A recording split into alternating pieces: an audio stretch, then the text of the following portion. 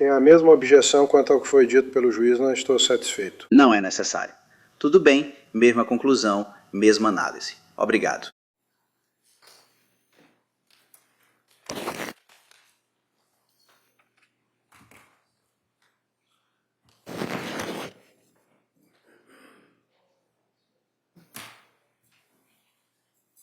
Boa tarde, senhor. Boa tarde. Você pare bem aí e leve isso direto para o escrivão.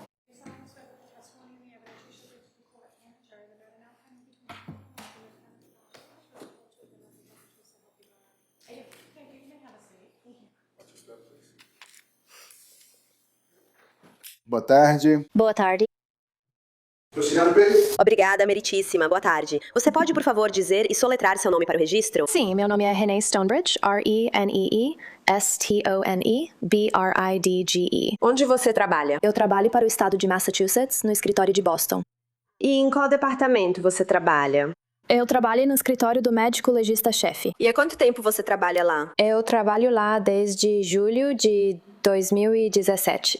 E você pode descrever sua formação educacional? Sim, eu fiz 4 anos de faculdade na SUNY em Stony Brook, Nova York.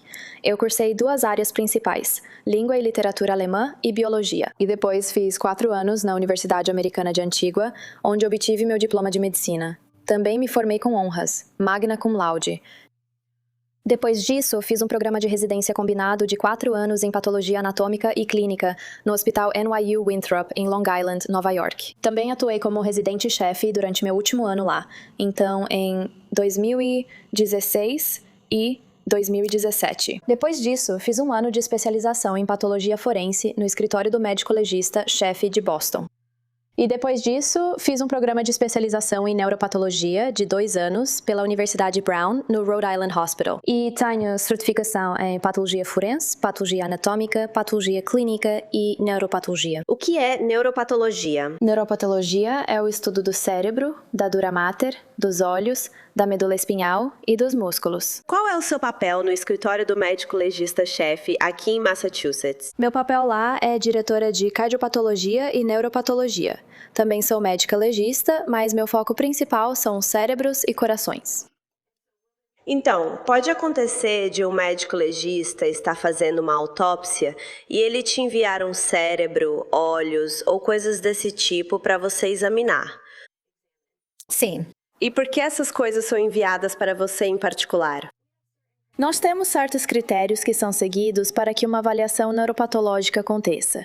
Algumas ocasiões são qualquer criança com menos de 2 anos. Eu devo receber o cérebro, normalmente a medula espinal, depende das circunstâncias, os olhos e a dura também.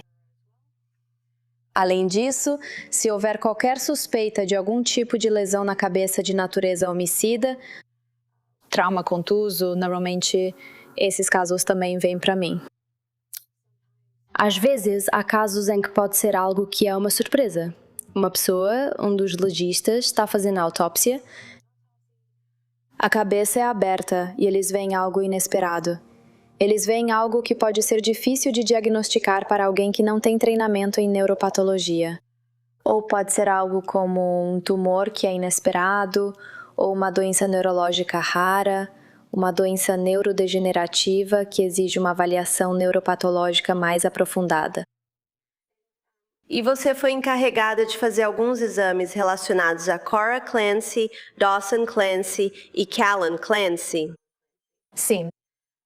E especificamente para Cora Clancy, o que você examinou? Para Cora Clancy, eu examinei os olhos. E quais foram os seus achados quando você examinou os olhos dela? Os achados quando examinei os olhos foram que havia hemorragia aguda dos músculos extraoculares e do tecido adiposo.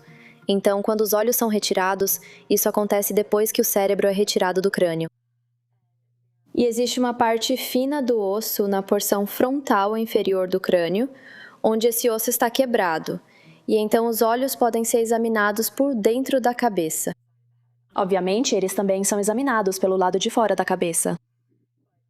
Mas você pode olhar o nervo óptico e pode observar o tecido que envolve os olhos. Então, os olhos ficam dentro da cabeça, com alguns músculos e um pouco de tecido adiposo. Então, havia hemorragia nessas partes do tecido adiposo e do músculo que estão ao redor do próprio olho. E também, um dos achados foi que a bainha do nervo óptico do lado esquerdo apresentava algumas hemorragias puntiformes.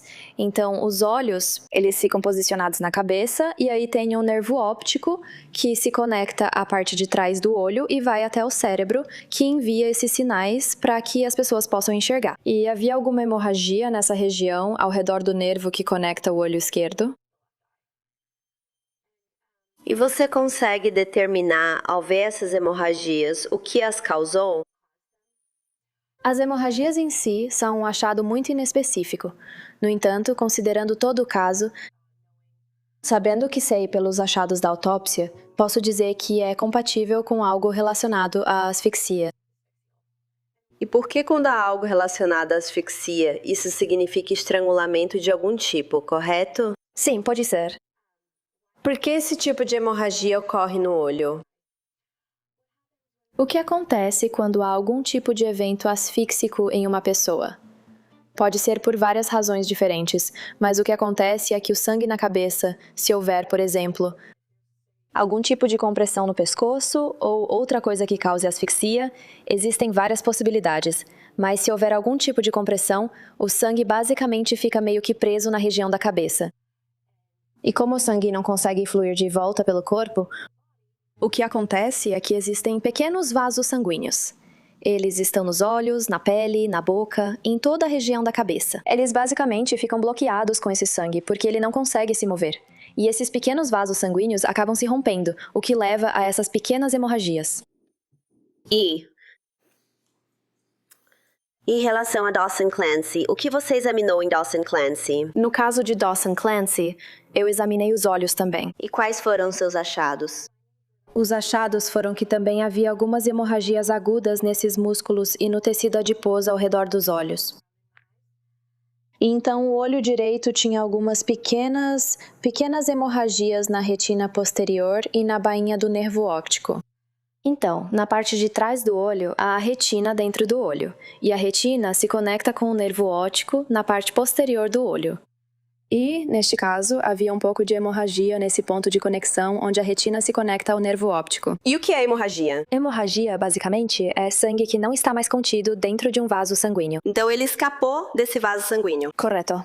Então, em relação a Callan Clancy, o que você examinou no caso de Callan Clancy? No caso de Callan Clancy, eu examinei o cérebro, a dura mater, a medula espinhal e os olhos. E quais foram os seus achados? Os achados foram que havia alterações hipóxico-isquêmicas. Essencialmente, isso significa que houve algum tipo de incidente que fez com que o cérebro passasse por um período em que o fluxo de sangue e oxigênio não foi adequado. Então, neste caso, houve um período em que não havia sangue indo para o cérebro. Não havia oxigênio suficiente indo para o cérebro. E o cérebro vai apresentar certos achados nessas circunstâncias. Uma das coisas que eu observo é que há edema. Edema é quando o cérebro começa a inchar. Edema também é um achado muito geral, pode acontecer em várias situações, mas o edema basicamente significa que o cérebro começa a inchar. Então você não tem aquele padrão mais ondulado do cérebro. Ele começa a inchar e fica um pouco mais achatado porque o cérebro está envolto pelo crânio. Então agora ele está pressionando o crânio porque está inchando e ficando maior. Uma das outras coisas que observei com isso foi que havia compressão dos ventrículos. Então, os ventrículos são quase como um sistema de túneis dentro do cérebro, que permite que o líquido cefalorraquidiano flua pelo cérebro e vá para a medula espinhal. E quando o cérebro começa a inchar, ele não só incha para fora, mas também para dentro de si mesmo. Então, esses ventrículos que ficam na parte interna do cérebro começam a ficar meio comprimidos, porque o cérebro está inchando. Outra coisa que observei foi que o cérebro estava difusamente friável, ou seja, ele está muito macio. Então, uma das coisas que faço em todos os casos em que examino o cérebro é colocar o órgão em formol. O formol permite que eles fixem, o que basicamente endurece o tecido. E isso torna o tecido mais fácil de manipular. Um cérebro fresco saindo do crânio é muito macio. É muito fácil danificá-lo. É muito fácil enfiar os dedos nele se você não tomar cuidado. Então, uma das coisas que é feita é colocar esses cérebros em formol. Normalmente, eu os deixo em fixação por cerca de 2 semanas. E às vezes, independentemente do tempo de fixação no formol, Às vezes o cérebro ainda não fica firme como deveria. Porque se eu recebo um cérebro que já apresenta alterações hipóxico-isquêmicas, o formol só vai penetrar no tecido até certo ponto porque o tecido essencialmente já está morto. Então esse seria o primeiro passo. Segundo, o que são alterações hipóxico-isquêmicas? Alterações hipóxico-isquêmicas acontecem quando há falta de fluxo sanguíneo e de oxigênio. Hipóxico se refere à parte do oxigênio e isquêmico à parte do sangue. Então, o que você viu no cérebro de Callan era compatível com falta de sangue e oxigênio? Correto. O que então levou à morte cerebral? Correto, sim. Com base no seu treinamento e experiência, quanto tempo leva para o cérebro começar a morrer após a perda de fluxo sanguíneo e oxigênio? Isso varia de acordo com diferentes fontes. A maioria das fontes diz que é entre 6 e 8 minutos. Se não houver fluxo de oxigênio, então o cérebro basicamente começará a morrer. Depende se há ressuscitação. Isso acontece depois, mas geralmente está na faixa de 6 a 8 minutos, mais ou menos. E uma vez que o tecido cerebral morre, ele não pode ser recuperado, correto? Correto, sim.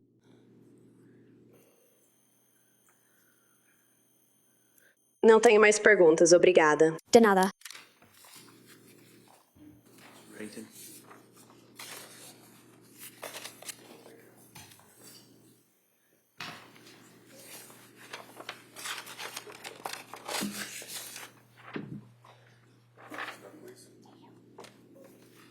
Tudo bem. Vamos lá, chama a doutora Prague. Espera aí. Vamos fazer uma pequena pausa. Tudo bem. Então, essa vai ser uma pausa bem curta. Saia e volte já. Certo? Tudo bem. Fechando tudo, todas as roupas.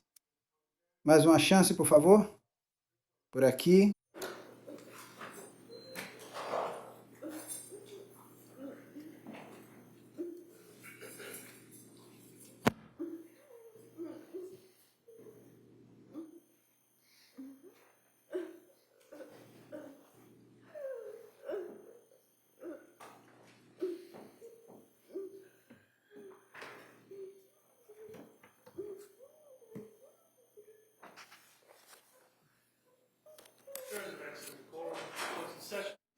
Tudo bem. Faremos um breve recesso no tribunal.